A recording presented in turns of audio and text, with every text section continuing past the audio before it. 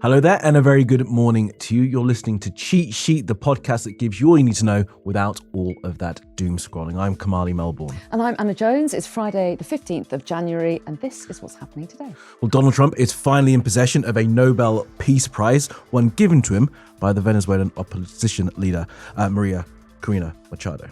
An extraordinary day of deceit and deception yesterday, and we're not talking about the traitors. This is Westminster's seeing a Conservative stalwart cross over to reform.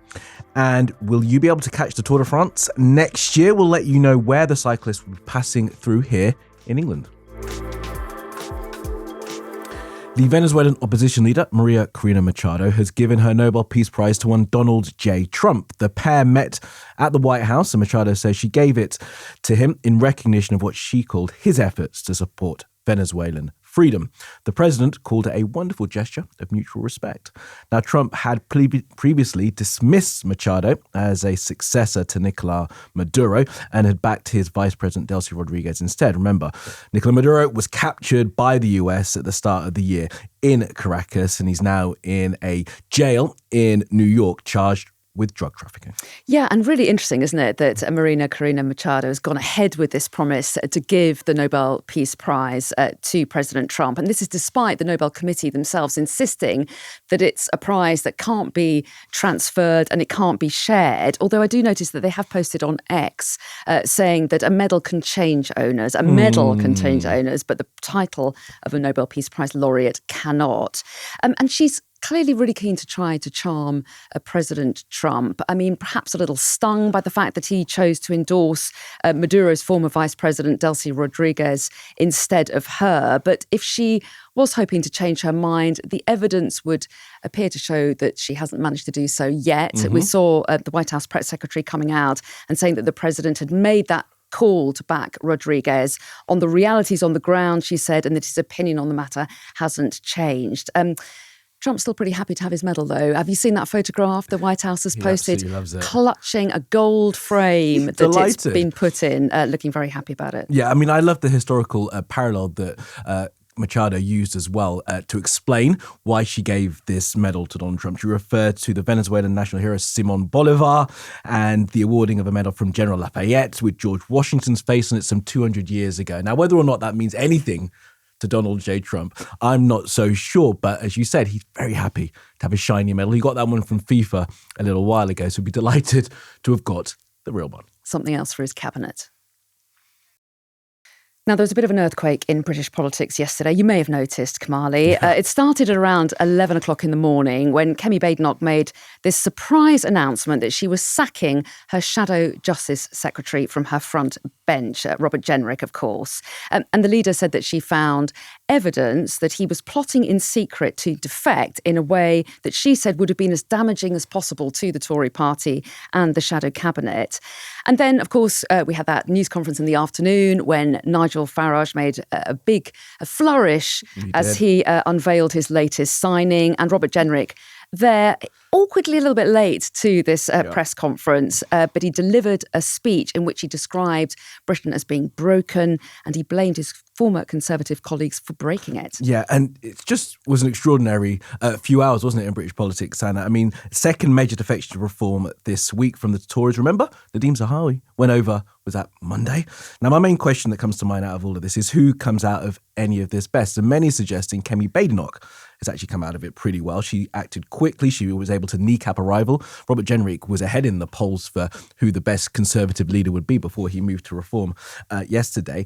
And now, as she put it, Rob is Nigel's problem. And he could well be a problem. I mean, Robert Jenrick is very, very ambitious. He's been described as a charlatan and a chance, and perhaps some stronger words by people that we wouldn't use at this time in the morning. He was asked a couple of times in that news conference whether he wanted to become leader after Nigel Farage managed to swerve it very, very diplomatically. But that question will remain with a man like Robert Jenrick in your party. And one thing I think is worth keeping a very close eye on is that Mr. Jenrick had a very public, very recent spat with Zia Youssef, who's a very senior figure within Reform, on social media. Now, they've made friends on socials at least, but how long that sort of veneer of unity can last within the party is one I'll be watching really, really closely. Well, yeah, and Kemi Badenoch is going to feel that this, or hope that the perception is that this will make her look really strong and decisive, and that's going to be a feather in her cap. She'll also feel that she's got rid of a potential contender for her own job. Yeah. But Reform are going to be pretty happy about this, aren't they? I mean, he is seen as a bit of a big beast, isn't he? And also, he'll be able to give them a little bit more credibility in terms of experience. He's got, cabinet experience. Yeah. He's got experience in government. And as you say, after that signing of Nadhim Zahawi earlier in the week, they can claim they've got a bit of momentum on their side. But I was thinking about Labour yesterday, sitting back, feet on the desk with their popcorn, enjoying the drama. But I'm not sure if they can enjoy it for too long. There's not just that issue of momentum that Reform can claim, but also they're saying that they're going to announce a Labour defector next week. They talk about being a well-known Labour figure, and they say that they're on the brink of joining Reform next week. So a lot of speculation about who that might be. Yeah, it was quite the tease from Farage, wasn't it? Now, a group of British parents are taking the social media app TikTok to court in the United States over the deaths of their kids. Now, it's a landmark case.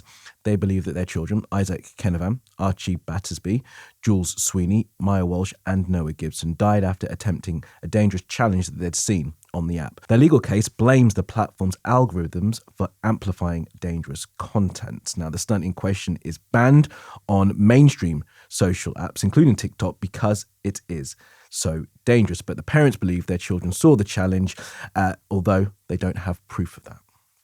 Yeah, TikTok says the data around what their children were watching has likely been deleted under data privacy rules. So the group of bereaved parents are suing TikTok in the US for wrongful death, a process that may see them find out what happened to their children if that data can be recovered. And the first hearing takes place today.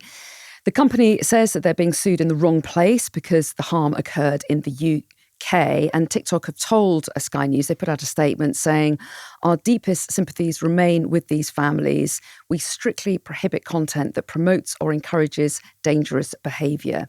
Using robust detection systems and dedicated enforcement teams to proactively identify and remove this content, we remove 99% that's found to break those rules before it is reported to us. And we should say that if you've been affected by that story, you can contact the Samaritans on 116 123.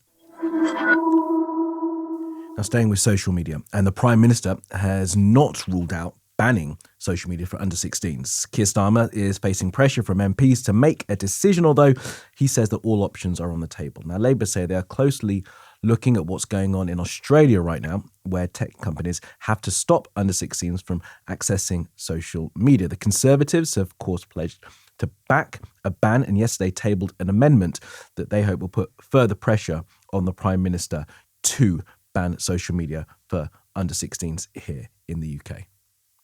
Well, yeah, this is so interesting, isn't it? And this Australian ban has really got people talking in this country. And I noticed that there's a campaign group called Smartphone Free Childhood. They're now saying that more than 100,000 people have used their email template to message their local MP about this. And that email calls for reasonable age-appropriate boundaries. And that feels like the pressure's being ratcheted up even further. So really interesting to see what pressure MPs might put on Keir Starmer over this decision. Yeah, and that group says that every MP has been contacted about this. Sometimes those MPs have been contacted multiple times with their constituents telling them that they want the government to take action on banning for social media for under-16s.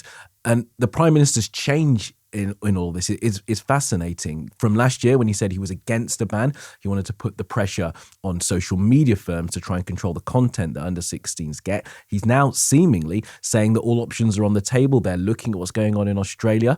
We had the Health Secretary just yesterday saying that he was minded to take action in this area. I think not wanting to get ahead of the Prime Minister in calling for a ban. They got the pressure of the Conservatives, as you mentioned, saying that there should be a ban for under-16s as well. So many are asking why there is a reluctance for there to be this ban. Why won't the government take that step?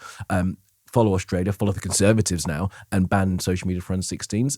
And many are looking towards the relationship between the Prime Minister and Donald J. Trump. Of course, those powerful US social media firms have great reach all across the world. And there will be, I guess, concern that if you limit some of their reach in this country, that could be damaging to those social media firms. And the Prime Minister will not want to be doing anything that may well upset Donald J. Trump right now. Now, I don't know if you're a cycling fan or not, Kamali. Sometimes. I'm not sure if that counts as being a fan, exactly. But it has been announced that Edinburgh and Leeds will host the opening stages of the men's and women's Tour de France next July. In 6 days of racing in Britain, the men's tour is going to pass through Carlisle, Keswick, Liverpool, Welshpool, and then it finishes off in Cardiff. And the women's race, meanwhile, is going to kick off in Leeds. I'm not sure if kick off is the right. No, pedal off. In Leeds, travelling west over the Pennines to Manchester ahead of a showpiece stage in London. And it's going to be the first time the two races have started in the same country other than France, which is interesting. It is exciting, interesting for all those actual fans of cycling. I'm sure that they'll be really drawn to it. Part-time fans like yourself might get caught up in it. I remember the Olympics in 2012, and one of the cycling events passed through our neighbourhood. And even though I wouldn't classify myself as a fan at all, it really did get me excited and engaged. And I would say inspired to get on my bike. I may have pootled about the park. I wouldn't say that I got any lycra on. No one needs to think about that anyway. We'll leave you with that thought. All right, well, that is all from today's cheat sheet. If you've got a story you want us to cover, do get in touch. Our email address is cheatsheet@sky.uk. And remember to follow the feed so you never miss an episode.